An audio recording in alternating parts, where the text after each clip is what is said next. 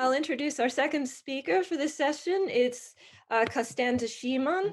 Constanza is a PhD candidate at the University of Amsterdam, where she researches on animal hunts as public entertainment in late antique Eastern Empire. Before her time in Amsterdam, she studied at history and economics in Mannheim and the history of specialization and with a history of specialization in ancient history at Heidelberg and Paris.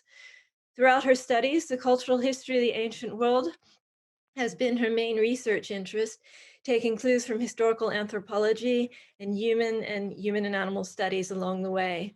Today, Constanza will speak to us about animals out of place, organizing and criticizing animal hunts in late antiquity.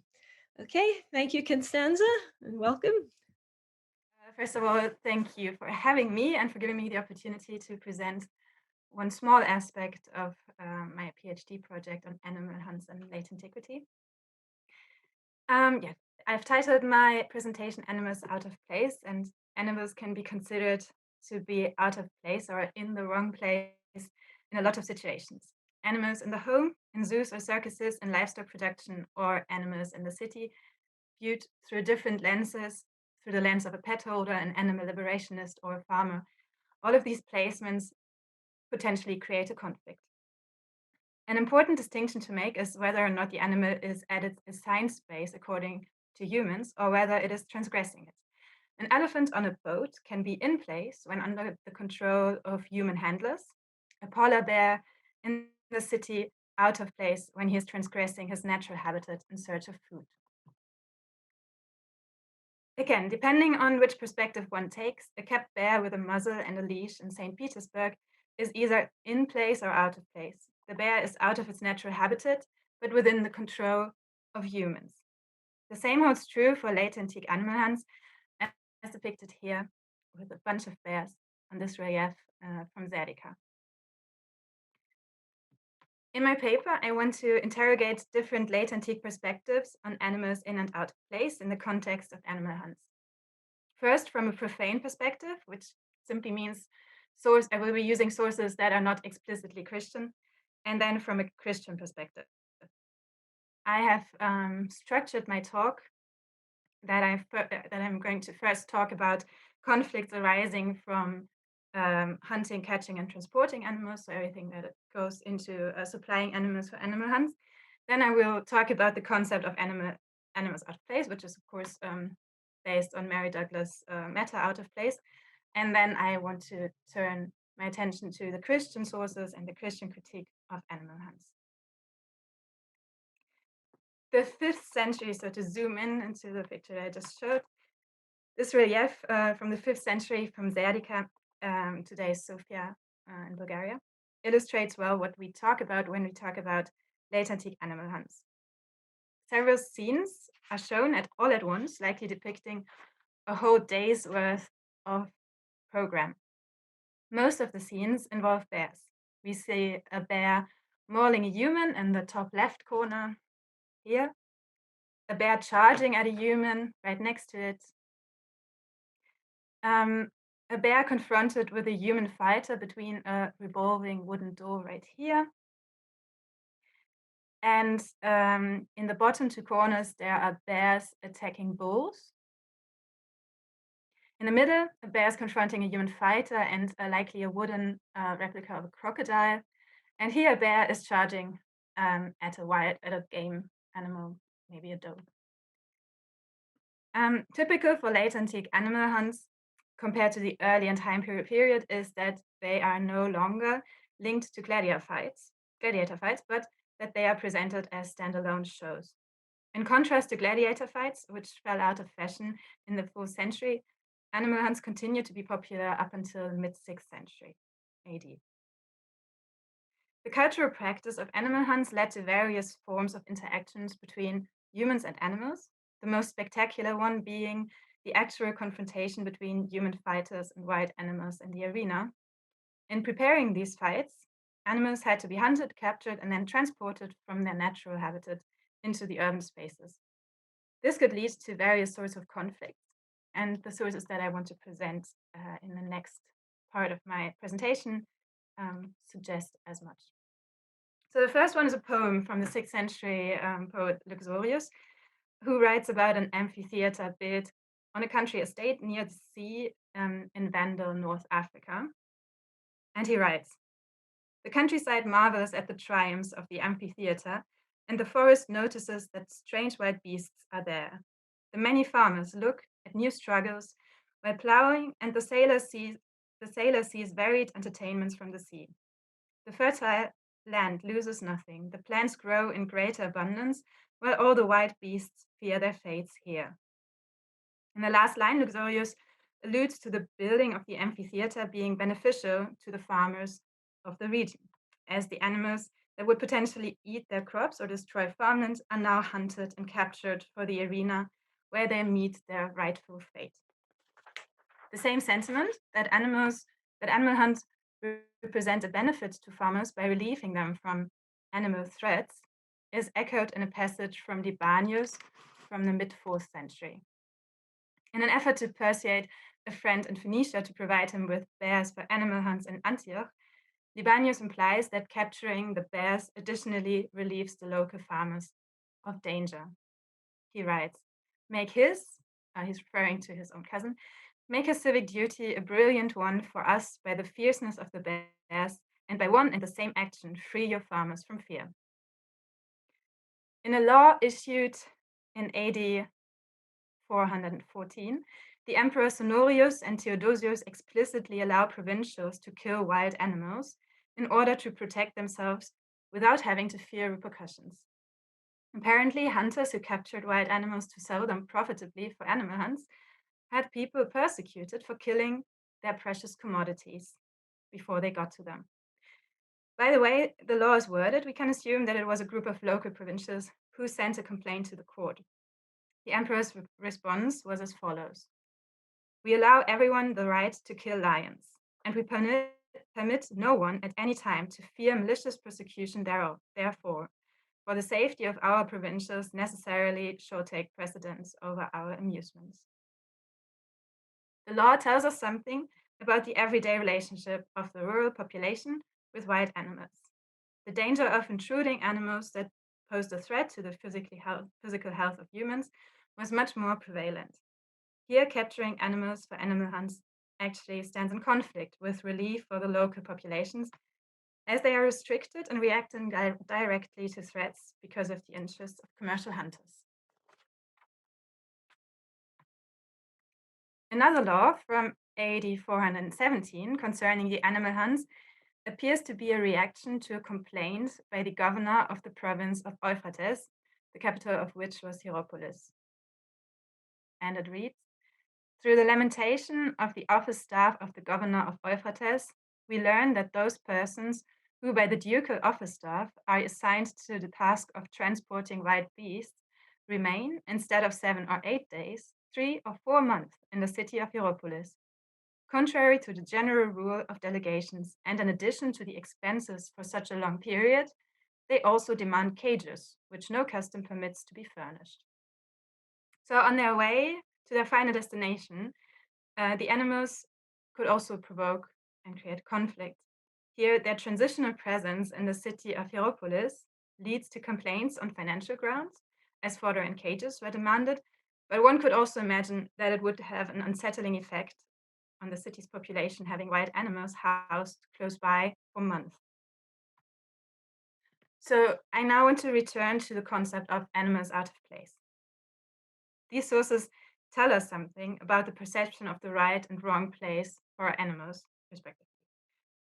The idea of animals out of place is based on Mary Douglas' concept of matter out of place, which she developed in her 1966 pivotal anthropological work, Purity and Danger.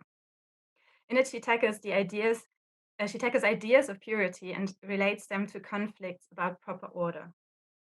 One of her main points is that the concept of dirt is not an absolute, but always relative to an order that can be recreated and maintained by cleaning up and dispelling everything deemed unclean or impure.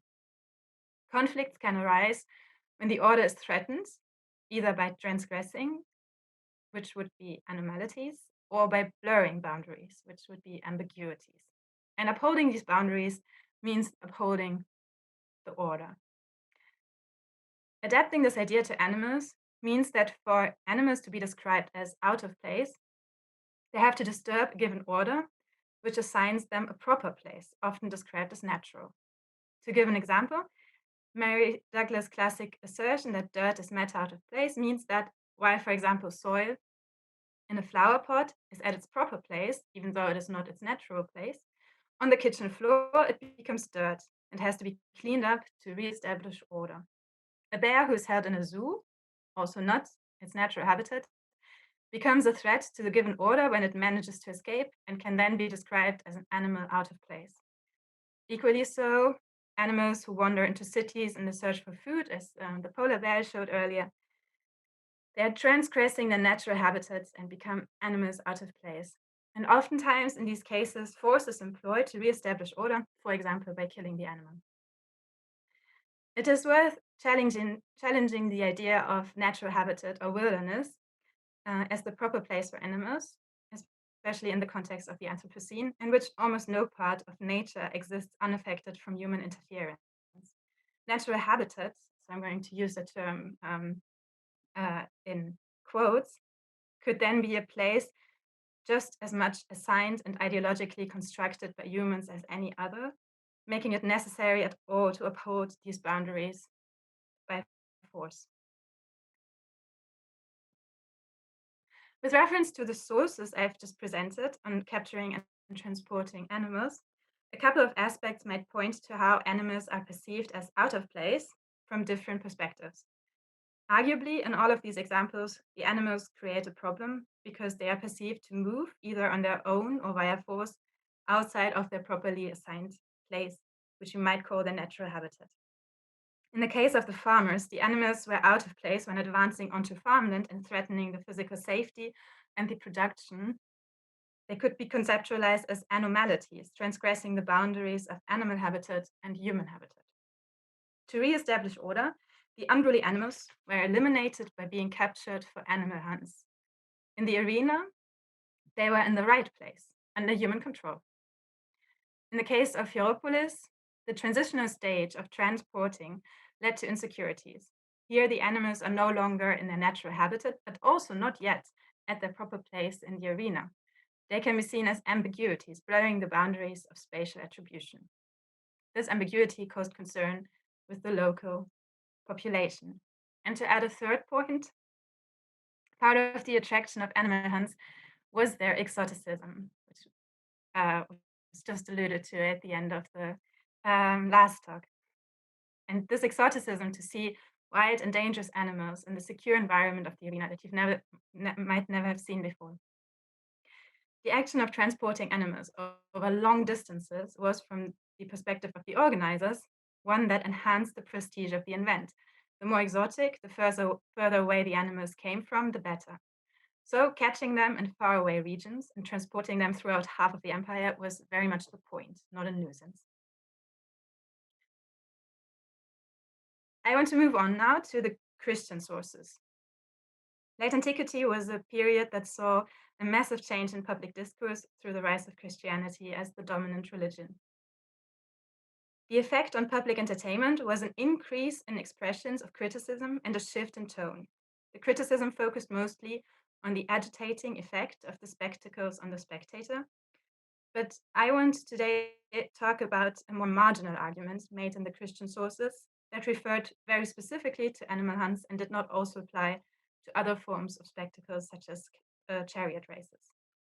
Through the Christian lens, the removal of animals from their natural habitat meant the removal of animals from their God-given realm. The first substantial critique by a Christian writer of the spectacle stems from Tertullian in the late 2nd century AD.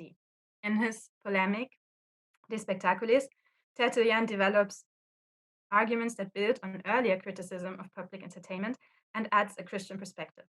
A common theme in the text is that Tertullian brings up a defense of the spectacles from within the Christian community, only to then subsequently refute them.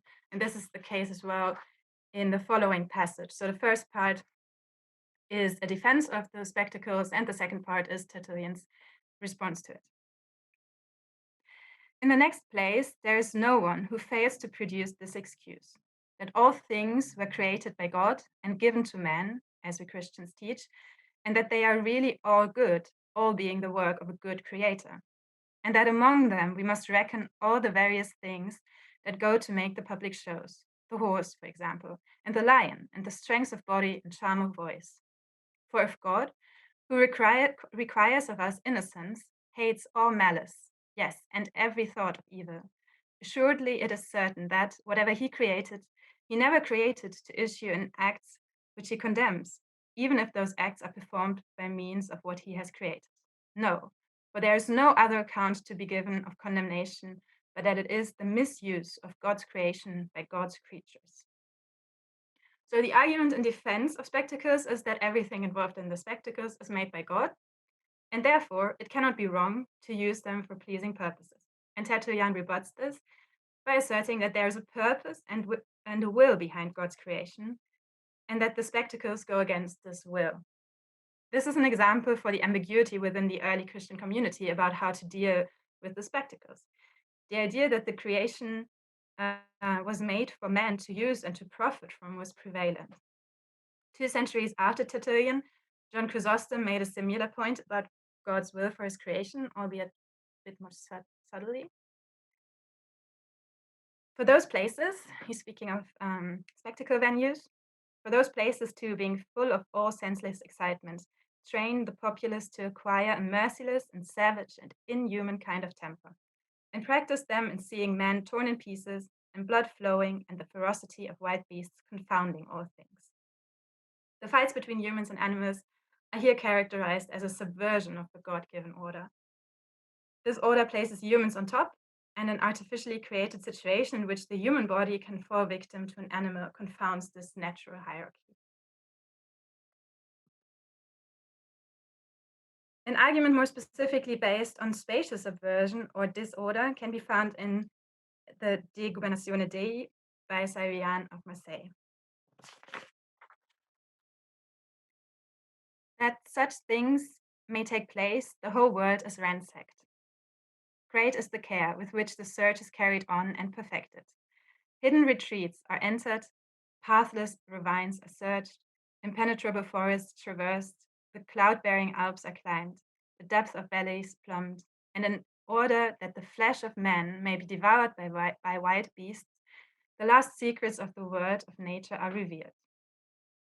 So Salvian includes the practice of hunting, catching, and transporting animals from remote regions to the urban centers of the empire into his critique of spectacles, which is unusual.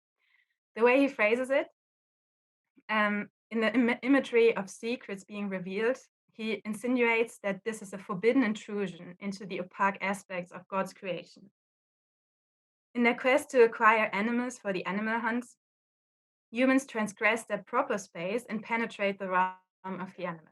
Removing animals from their realm also meant an upheaval of the God-given hierarchy, which was then materialized in the fights of animals against humans in the arena. But there are also examples, so animals can also give examples of how the proper order works. An anecdote from Augustine uses the imagery of an animal fight to exemplify God's righteous order. He tells the story of how he stumbled upon a fight between two roosters. Augustine sees beauty in the brutal fight as it represents the natural hierarchy based on God's will. And I'm quoting, "For what do the eyes of lovers of truth and beauty not encompass? Where do they not search through to see beauteous reason signaling something dense? Reason which rules and governs all things, the knowing and the unknowing things, and which attracts the eager followers in every way and wherever she commands that she be sought. Whence, indeed, and where can she not give a signal? As what to be seen in those fowls, the lowered heads stretched forward, neck plumage distended, the lusty thrust, and such wary parings, and in every motion of the irrational animals nothing unseemly, precisely because another reason from on high rules over all things." And later in this passage, Augustine also recognizes the spectacular and entertaining aspect of the fight. So when comparing this anecdote to the critique of animal hunts by Tertullian and John Chrysostom, and Salvian, and also to Augustine's own criticism of Roman-style games, we can see that the cockfight is depicted favorably because, first of all, animals of the same species fight against each other. Second of all, there are no human handlers. The fight is a spontaneous or natural occurrence. And third of all, the animals are in their natural habitat, or better, at their assigned place.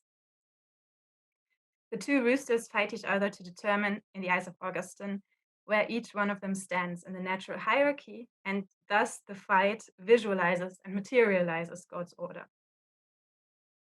To conclude, in the non-Christian sources, worries about animals out of place are based on them transgressing boundaries from their natural habitat onto farmland, or blurring boundaries in the transitional stage as kept animals in the city.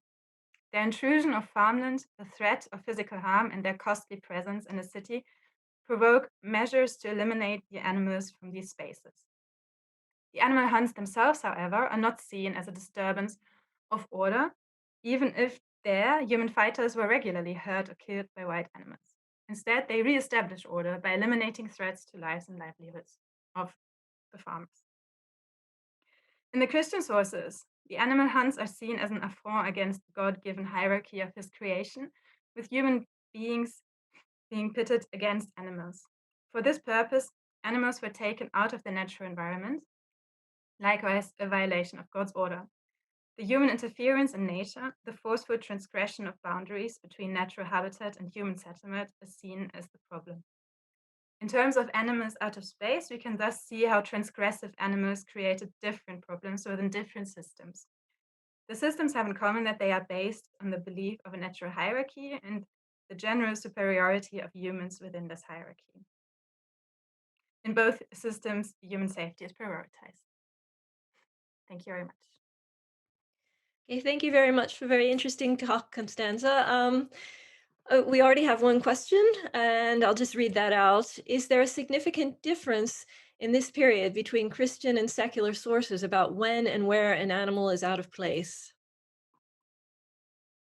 Yeah, that was a bit the point I was hoping to make, that the difference in these different systems of thought, even though I wouldn't completely separate them, it's just more the uh, basically categorization of sources, that from a Christian point of view, the taking animals to transport them into the city is kind of is against God's will, while from a maybe more material point of view, more secure, more everyday point of view, which is not necessarily non-Christian in late antiquity, it is a relief of a threat. So taking wild animals away from their natural habitat, or from a place where they're likely to transgress into human settlements, is seen as something positive.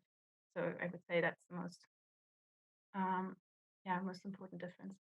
Okay, thank you. There's another question that's just come in. Just a comment. Oh, okay. Hold on. A couple. Just a comment. Thank you, Costanza. It makes me wonder. We need to reflect more on our own transgression and movement into animal territories through anthropogenic activity. We are intruders, not them. We are the threat. And great talk. So that's just a nice comment for you. And then another one.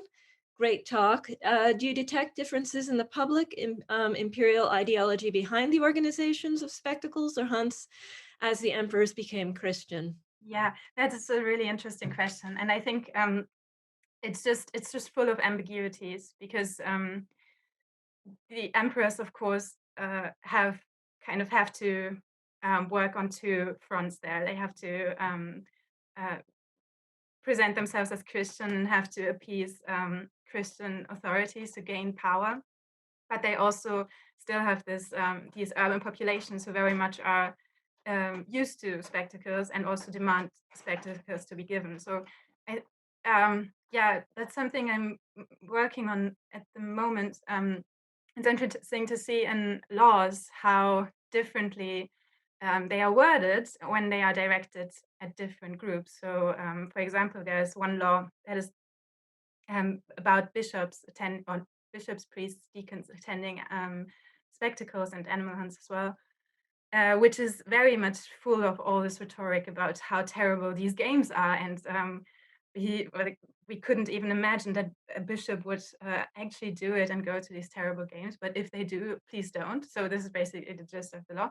And at the same time, the emperor is, of course, also giving games. So he is issuing these laws, but at the same time is editor, basically. And on the other hand, there are laws that tell, for example, consuls what to show in their consular games. So it's very specific what they have to kind of